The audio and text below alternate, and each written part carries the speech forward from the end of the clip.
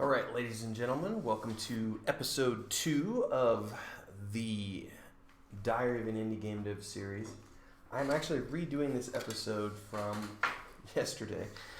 I did a live version of this episode yesterday, and in my rambling way, I know I originally said that I'm going to keep these to 20 to 30 minutes, but I don't really have a schedule or anything like that.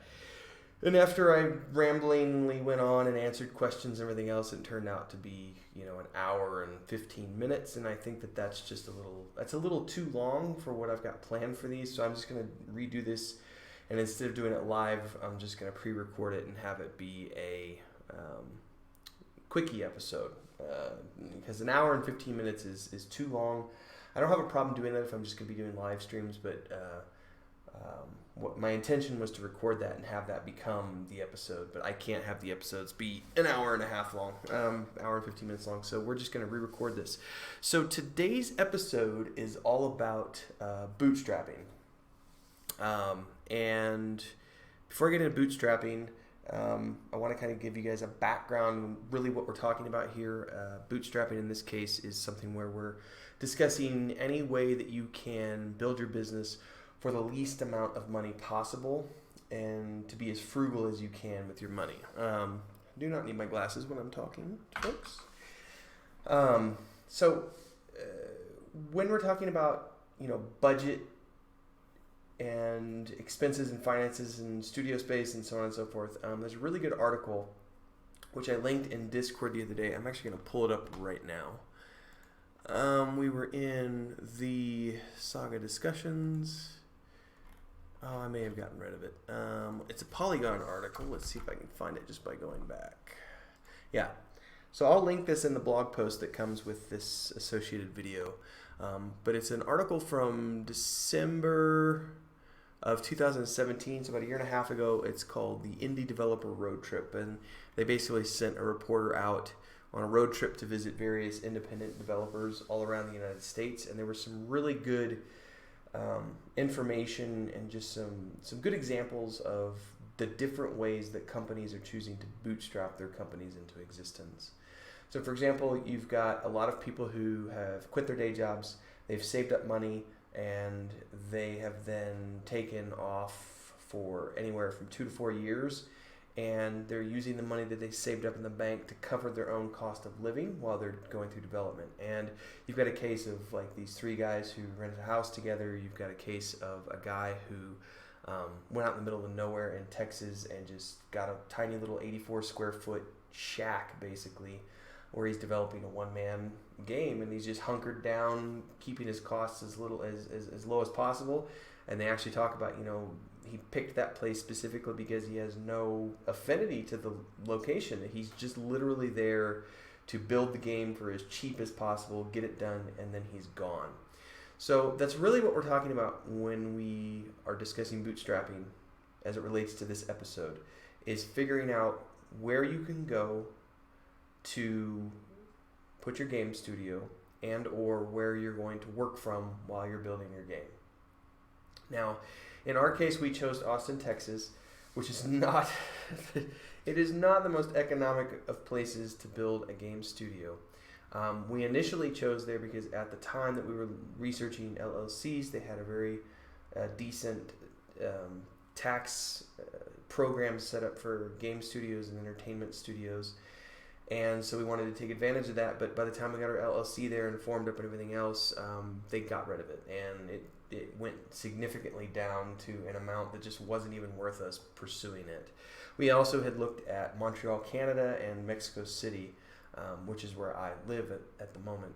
But at the end of the day, Austin was the easiest, just because of for example, Canada, we have multiple team members. We have 9 people on the LLC side of things. And in the case of Canada, when we had looked at Montreal, which has a lot of great tax opportunities as well, and a lot of talent living in Montreal, 25% of your founding company members need to be Canadian to form a Canadian company. And Joe is our one Canadian guy, and he's one of 9. So the math didn't work out for us. And in retrospect, there are ways that we could have gotten around that, but Mexico City was a place that I liked because I'm familiar with it. I speak Spanish. I'm a permanent resident here. My wife's Mexican.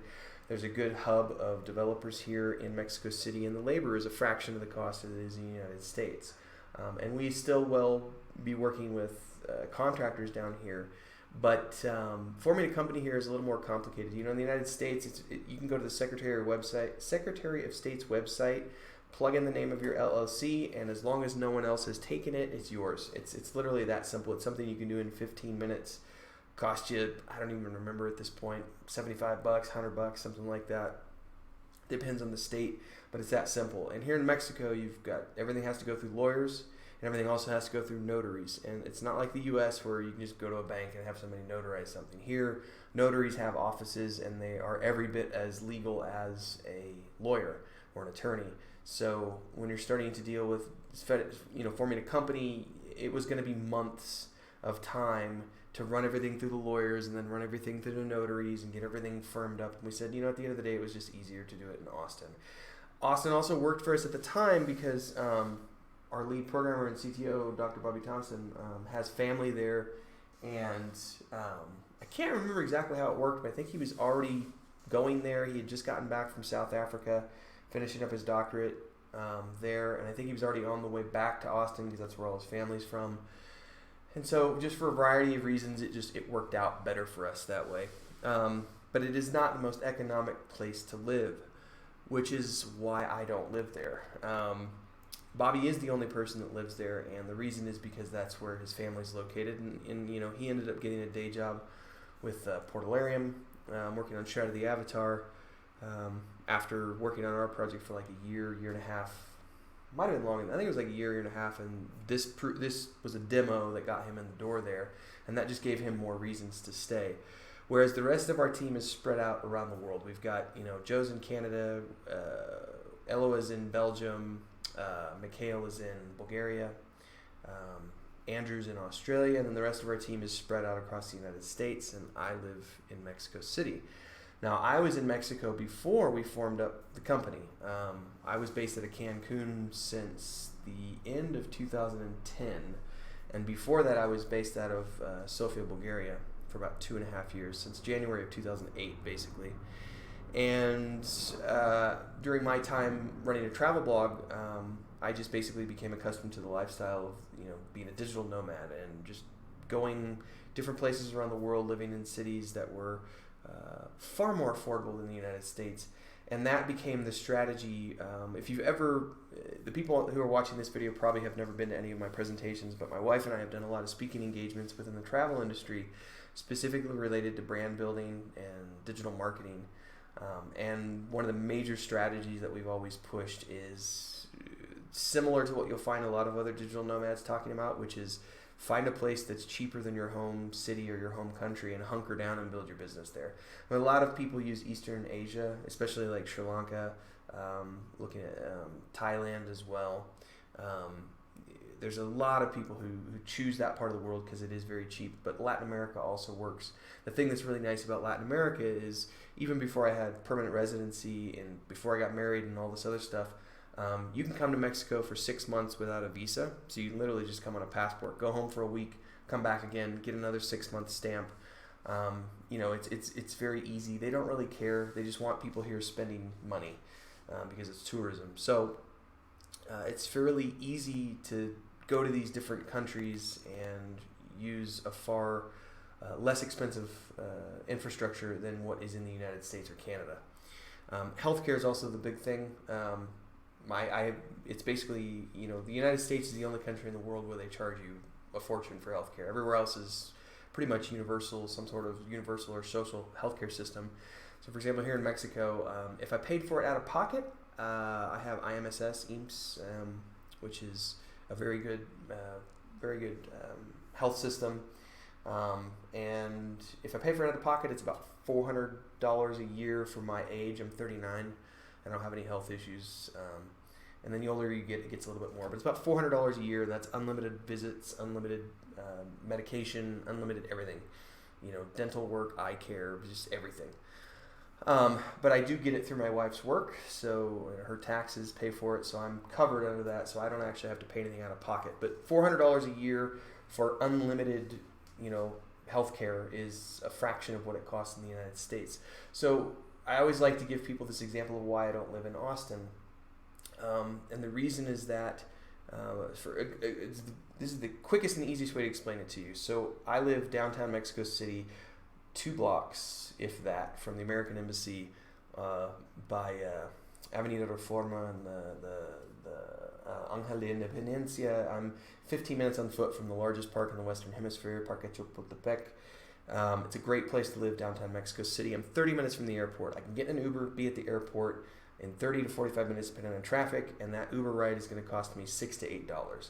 When I get to Austin, same distance to go from the airport to a hotel that's close to where Bobby's house is, 30 to 45 minutes, same distance, and the Uber costs me $60 to $80. So to put that into perspective, the cost of living is just a fortune in the U.S. compared to other places. And when you're trying to bootstrap your company, if you can afford, and I don't mean financially, when I say afford to go to a place where the cost of living is a lot more affordable, there's a lot of factors to this, and it's not always going to be feasible for everybody. So, it's difficult if you're someone who has a mortgage, or if you've got kids, or if you've got a day job that won't allow you to work remote. There are a lot of factors as to what might keep you from doing that digital nomad existence. But if you can do it, if you have a job where you can work remote and you can pick up and go wherever you want, there's no reason to stay in your hometown if it's going to cost you a boatload of money. So Chris and I, when we left Cancun, one of the major reasons we left Cancun after like 8 years of using that as our main base of operations was because I needed better infrastructure to run the game company. So at the end of 2017, she and I shut down our travel brand. And we just decided to not take any more contracts, no more speaking engagements, because the game studio was getting big enough that I needed to focus full time on this. So we started looking at places in the United States that had Google Fiber, and then places throughout Mexico. And at the end of the day, after about 4 months of research, it was just so much cheaper for us to live in Mexico City that it was not even a choice, really. Austin was going to be $3,500 to $4,000 a month for the two of us to live. Huntsville, Alabama was going to be about $2,500 a month. We looked at places like Conway, Arkansas, which I think that has Google Fiber. We even looked at like Branson, Missouri, which is near where I grew up, and they don't have Google Fiber, but they do have gigabit service. But all of these places, at the end of the day, even the cheapest we could find to live in the U.S. was going to be about $2,500 a month, and that was assuming that we didn't need a vehicle. And then we looked at Mexico City, and it's like, well, we have great public transportation here. We don't need a vehicle. 2 hours from Austin, direct flights with Aeromexico. So I literally can hop on a plane. I mean, literally, it's just go to the airport, 30 minutes, go through, customs and everything, get on the plane. I'm in Austin in 2 hours.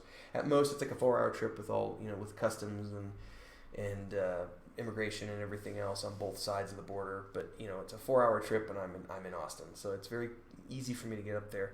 But our cost of living here per month, and this includes entertainment, which we don't do a lot out. She's at the end of 2017, when we shut down our travel brand, I took a personal loan to cover my cost of living, to cover my expenses until the game launches. And then she started a full-time job, which she is using to pay for school, and she's going to school to get her English language certification to teach. And so all of that included, cost of living, entertainment. When we do go out, we go out probably twice a month to eat out, but the rest of the time we cook at home. We have she has Mondays off. We go to the park. We go do stuff. We usually watch Netflix, because it's a day to unwind. Anyway, total cost of living on a max out month when we're going out to eat and spending a lot on fancy dinners.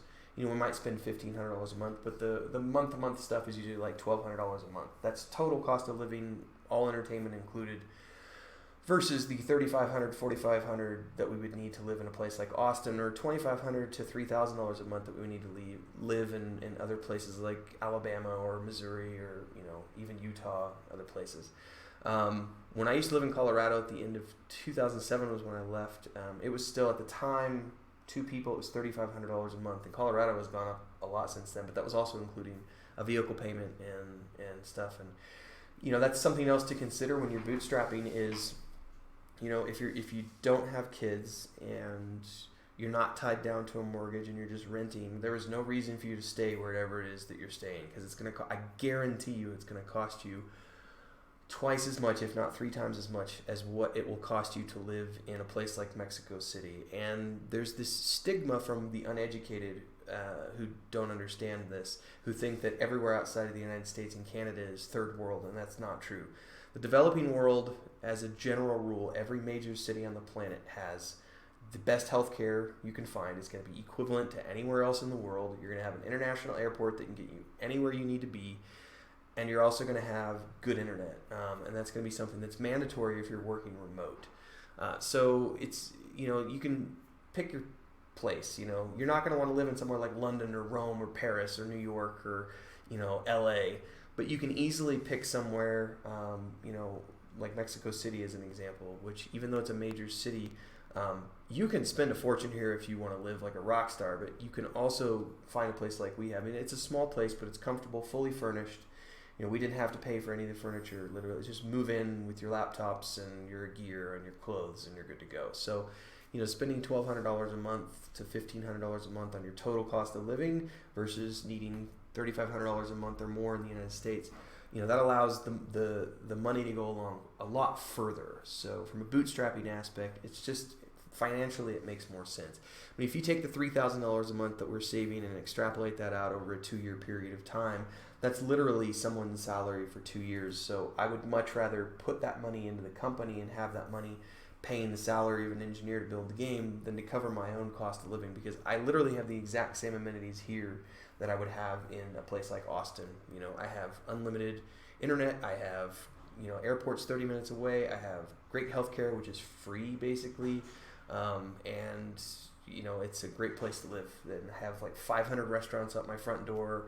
I have all sorts of public transportation options available, and that's something else to consider too when you're looking at places to base your wherever you're going to base. Not necessarily your studio can be wherever, but where you're going to be based while you're building your game. That's another big thing I always tell people is you don't need a vehicle. Pick a city that has good public transportation, because that will literally save you thousands of dollars per year when you don't need a car. Tim Ferriss, the guy behind the 4-Hour Workweek, had a really good interview where he talked about, even though he's a multimillionaire, the one thing he will never, ever spend money on ever again is owning a vehicle. Because it's not just about the ownership. It's not just about car payments and insurance. It's also about, you've got parking, you've got maintenance, you've got upkeep, all this other stuff. I mean, it was funny because probably 3 years ago now, there was a company, a startup out of Austin, Texas, that was doing headhunting. And they approached me for a digital marketing, the marketing lead department. And at the time, for a day job, we all have day jobs on this project. And so I went through the interview process and talked to them. And one of the perks of that job was parking, free parking downtown. And I kind of laughed and went, how is that worth anything to me? Because, bearing in mind, I sold my truck, which I had to have for construction because I had a construction company in Colorado. I sold my truck in 2007. I have not had a vehicle since then. And I guess I'm a little out of touch with how much money parking costs. Because when I saw that as a perk on the job, I'm like, well, I would much rather have an extra, whatever that equivalates to in salary. But then I was like, how much can parking really be? And then they told me, and you were looking, I think, if I remember, it's been about 3 years, but I think it was around $700 a month was the equivalent of the parking space that they were making available for me. And I was like, well, I would, I don't have a car and I'm not going to need a vehicle. If I take this job, I would go somewhere and find an apartment where I could either walk or bike to work.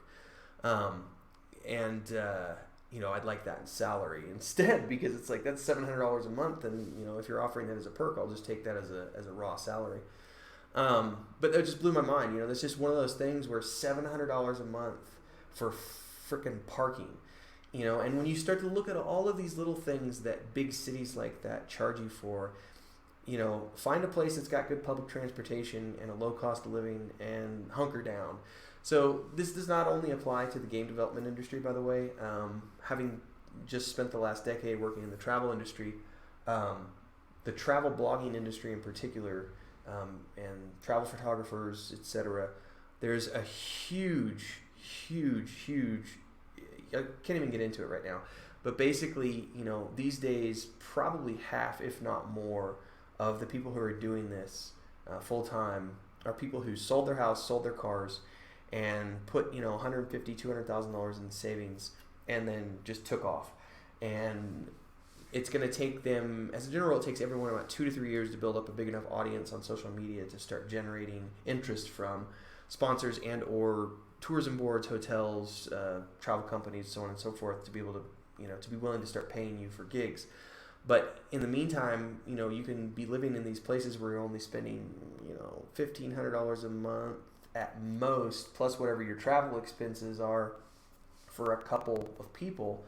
It's very easy to spend $30,000 or less every single year and yet have all the exact same amenities you would have wherever it is that you came from. And when you've got $150,000, $200,000 in the bank, spending $30,000 a year for say 3 years, you're spending less than $100,000 to build whatever it is that you're building, build your brand, build your company, build your game.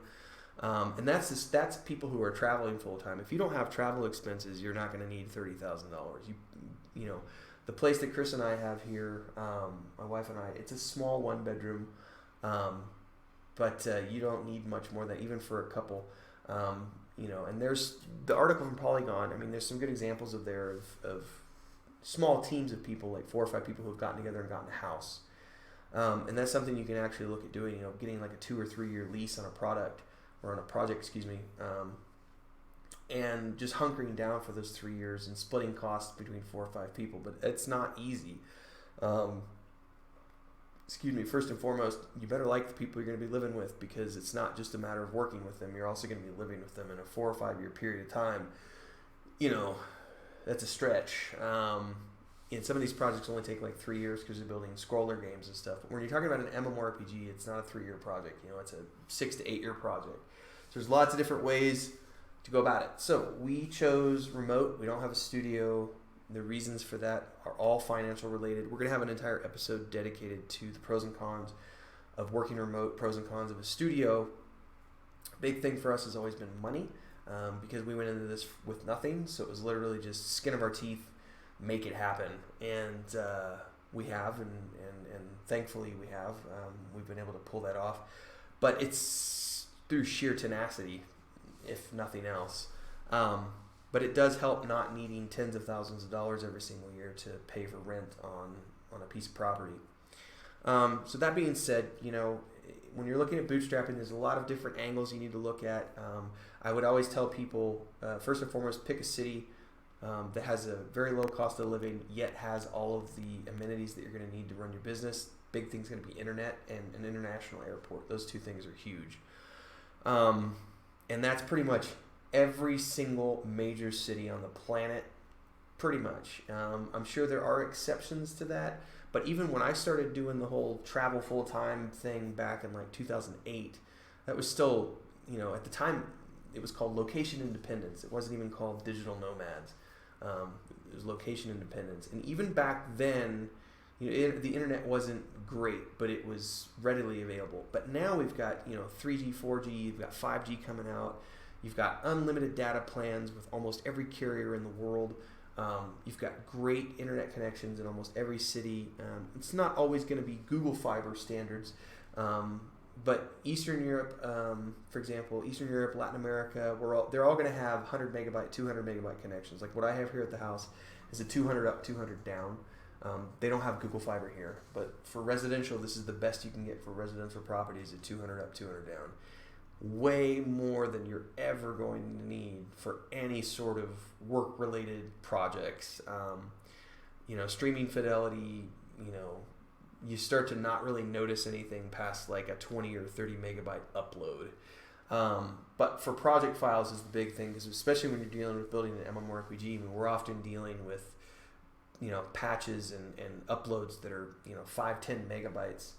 And if you don't have some sort of fiber connection, it's going to be a nightmare. It's going to be, leave your laptop on, go to bed, wake up in the morning, because it's going to take 8 to 10 hours to upload. So you really need to be in a place where you're going to be able to have a good internet connection. But that is pretty much every single city on the planet these days. You'll be able to find good internet. The other nice thing about doing what I do, or what I did for a long time, which is the digital nomad thing, is like Airbnb is an amazing resource. The only downside to Airbnb is that you're not always going to get places that have fiber, but you are going to find places that have, as a general rule, like 20, 30 megabyte connection down, maybe 5 or 10 up. But the beauty of that is that you can go pretty much anywhere in the world. You don't need to sign any contracts. There's no leases. There's no deposits or anything else. It's literally just, pay and show up, and you're there for 2-3 months, however long you're going to be there. And then if you want to do more long term, you have to get more creative and sign leases and stuff. We generally have signed 2 to 3 year leases pretty much everywhere we've been the last few years, like the last 8 years maybe. It's been like 2-year leases each time. I think one time we did a 3-year, but that was before we started this game studio and stuff. So this particular place, for example, we started off with a 1-year lease, and then we've just gone month to month since then. We have a good rapport with the landlady, I should say, and the contract has a clause in it where you just go month to month after the 12 months are up. So it's a really nice, convenient thing for us, and it's cheap, which is the big thing. So even if I had a day job, which I haven't since the end of 2017, I'm always a big fan of being frugal with your money. Some people get hung up on, needing to live in major cities and thinking that they need to live in this place because it's a status symbol or whatever bullshit people put into their minds about thinking that they have to be in this one location. The reality is you never have to be there. You can go anywhere you want. And if you're going to be serious about bootstrapping, finances are the number one thing you have to take into consideration, because it doesn't matter if you are working off of money that you've saved up, or you're working with investor money, or you're working with, whatever the case may be, working from your day job. You want to be able to build your product for as cheap as possible. And by the way, this is not unique to games. Amazon was a company that was literally built out of their basement, or their garage, I should say. PayPal, Airbnb, Uber, these are all companies that initially started off as startups somewhere in someone's garage or basement or living room or office, where they were working in their spare time outside of their day jobs, building these companies up from scratch. And that's what bootstrapping is. It's either working for free in your spare time outside of your day job, or it's saving up your money, quitting your day job, and then working for as cheaply as possible, as quickly as possible, to build the product as in an efficient way as you possibly can, or you get investment money. And this, we may talk about this in a different episode, but the other thing too you have to consider when you start dealing with investment money and or publisher money,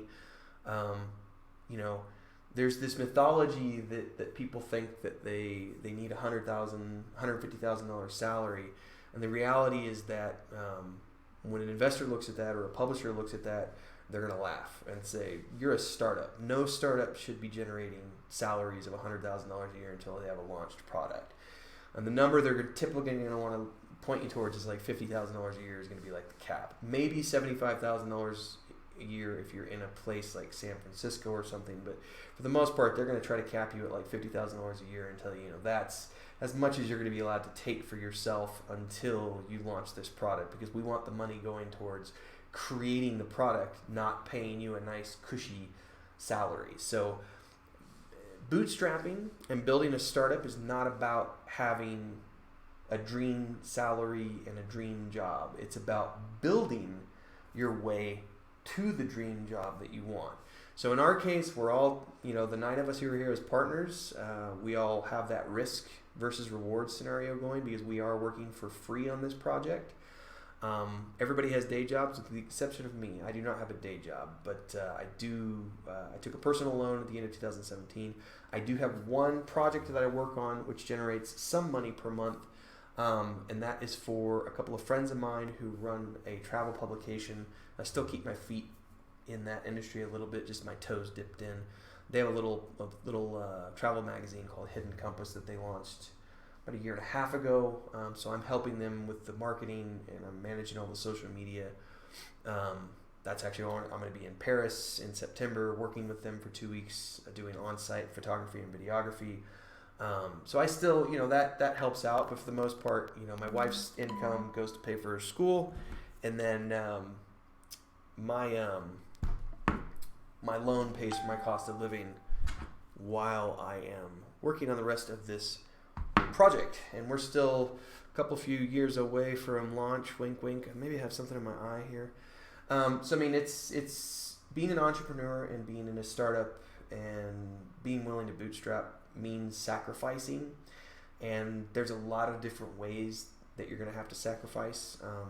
It's not going to be eating steak dinners and red wine every night. It's going to be, okay, we need to budget. How do we budget?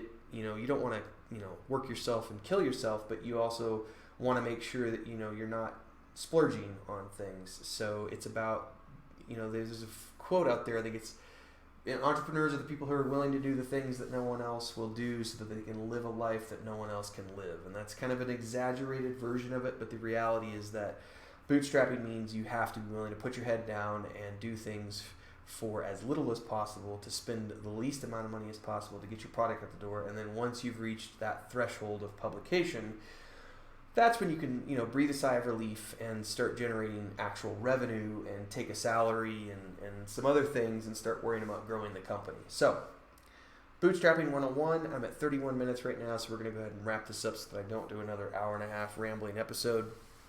If you have any questions, comments, etc. about bootstrapping, let me know.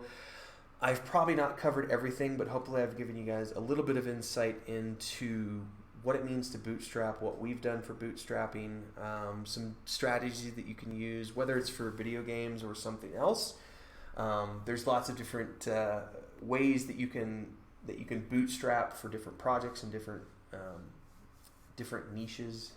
So bear that in mind, keep that in consideration. Don't forget to check the associated blog post, which is below, which will take you over to my Patreon page.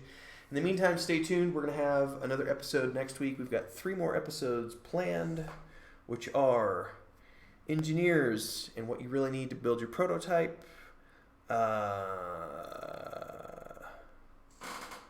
remote versus a studio, and then publishers, why we have not gone with one, why we would possibly consider one.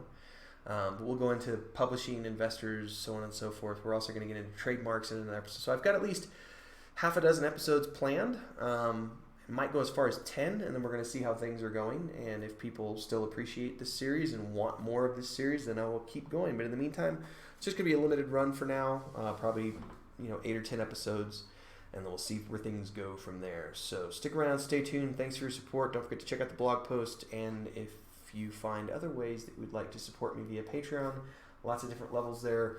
You can join the book club. You get excerpts from the Volume 2 novel that I'm working on for the Saga of Lucimia, art snippets from behind the scenes, a whole bunch of other stuff. So check it out. Don't forget to hit the subscribe button here on YouTube. Hit the bell button to get notifications when I go live, and I will see you guys in the next episode. Cheers.